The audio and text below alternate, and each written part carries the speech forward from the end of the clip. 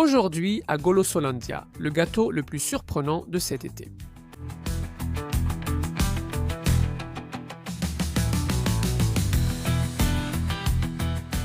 Regarde-moi ça. On dirait celle de la meilleure pâtisserie de la ville. Regarde cette tranche. C'est le gâteau à la pastèque et au yaourt. Le dessert le plus hydratant, sain et surprenant que tu verras cette année. Mais si je te dis qu'il n'a pas un seul gramme de sucre, pas un seul gramme de farine. Et non seulement il ne va pas au four, mais je n'ai même pas utilisé une seule flamme.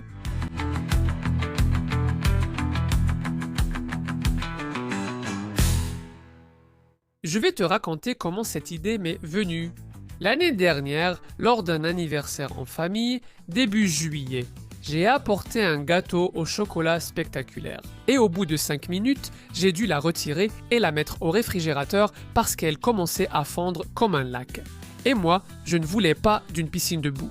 Et moi, en train de transpirer, les gens disaient « Pourquoi tu l'as apporté si tu viens seulement avec les parts, les portions ?» Un désastre. Alors j'ai dit « Il me faut quelque chose de rapide, bon, qui en jette, et qui en plus ne deviennent pas durs avec la chaleur. » Et c'est ainsi qu'est né cet essai qui aujourd'hui, chez moi, est devenu un classique. Les ingrédients sont très simples. Tu peux mettre la vidéo en pause et les noter, mais ce n'est pas obligatoire. Ne t'inquiète pas, je vais tout expliquer étape par étape pour éviter toute confusion. J'ai besoin d'un demi-kilo ou de 2 tasses et demie de yaourt. Comme tu peux le voir, j'utilise du yaourt grec. Et comme je ne sais pas l'estimer à l'œil et que ce récipient fait 1 litre, je vais donc le peser avec cette balance. Un demi-kilo, voilà, de yaourt grec tout juste sorti du réfrigérateur. Ici, on va ajouter des ingrédients pour donner du goût et de la texture. D'abord, un peu de vanille. Ça donne un goût spectaculaire au dessert. Et je vais le sucrer sans utiliser de sucre, avec du miel. Donc, 2 bonnes cuillères à soupe bien pleines pour lui donner cette touche si spéciale. Et comme toujours, quand tu utilises du miel, garde une spatule de pâtisserie à portée de main. Sinon, presque tout reste sur la cuillère. Maintenant, on va ajouter le dernier ingrédient. 200 g ou 1 tasse de fromage frais ou de fromage à tartiner. Le Philadelphia classique. On lui donne un petit coup pour que tout se mélange bien et qu'il n'y ait pas de grumeaux. Et tout de suite, on a la crème prête. Réserve-la au réfrigérateur pendant que tu prépares le reste de la recette, et même une demi-heure de plus. Regarde bien la texture, elle doit rester un peu ferme. Si tu utilises un yaourt trop liquide, le résultat ne sera pas le même. Utilise donc un yaourt grec bien riche en matière grasse, c'est bien meilleur. Dans certains cas, on peut presque les manger à la cuillère. Et comme tout bon gâteau ou tarte au yaourt et à la pastèque, il nous faut ceci, une pastèque, et on va la couper. Nous allons faire en sorte que la génoise du gâteau soit un bloc de pastèque. Pour cela, il faut enlever les 2 côtés afin que la base soit plate et qu'elle puisse tenir debout. Donc, on coupe un côté, on enlève ce disque et on fait la même chose de l'autre côté. Un couteau bien aiguisé et on en retire un autre. Génoise. Pour lui donner la forme, il suffit de tailler. Oui, tu as bien entendu, tailler, sculpter. Appelle ça comme tu veux. Il suffit de passer le couteau sur les côtés pour lui donner la forme, de façon à obtenir une sorte de cylindre de pastèque.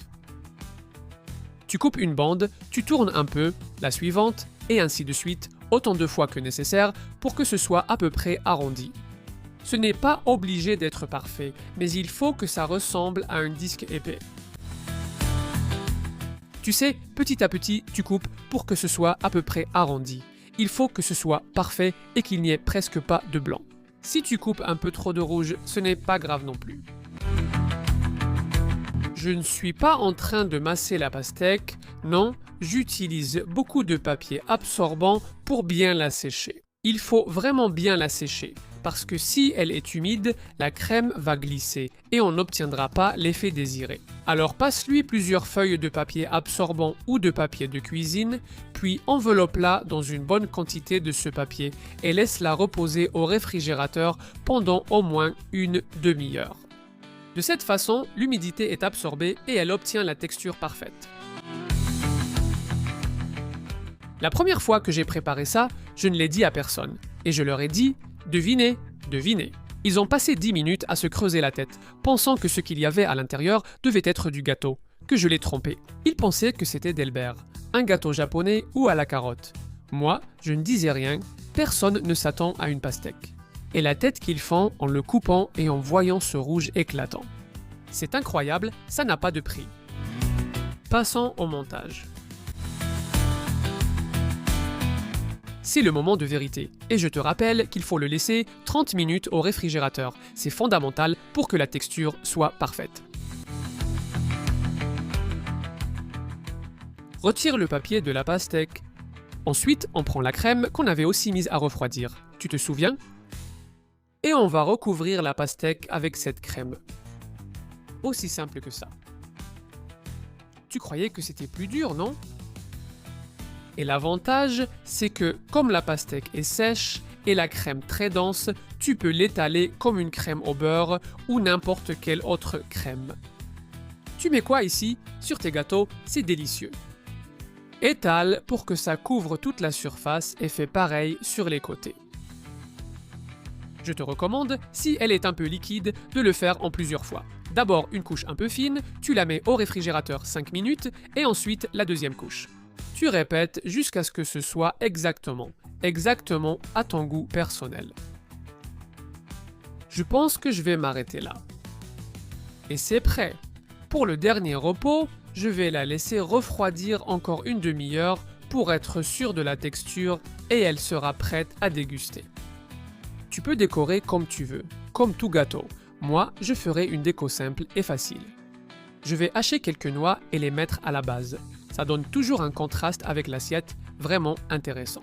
Alors je la prends et c'est parti pour la décoration. On place la noix, comme je te l'avais dit, sur le petit bord du bas. Maintenant que nous avons fait le pourtour, passons à la surface. Un peu plus de noix qu'il nous reste. On la saupoudre par-dessus en faisant attention à ce que le blanc reste visible. Et aussi quelques myrtilles en marquant toute la zone. Avoue que ça fait pâtisserie. Une recette fraîche, facile, sans aucune complication, idéale pour un été chaud. Comme c'est rafraîchissant, de l'eau pure dans un dessert, parfait pour te remonter le moral après une journée à la plage. Prépare-le à la maison et découvre que c'est très amusant à faire et que les enfants adorent ça.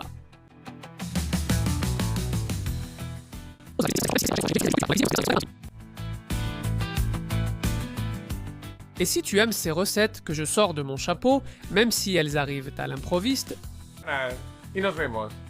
que j'ai quelque chose en réserve pour toi, juste pour toi, que tu vas adorer.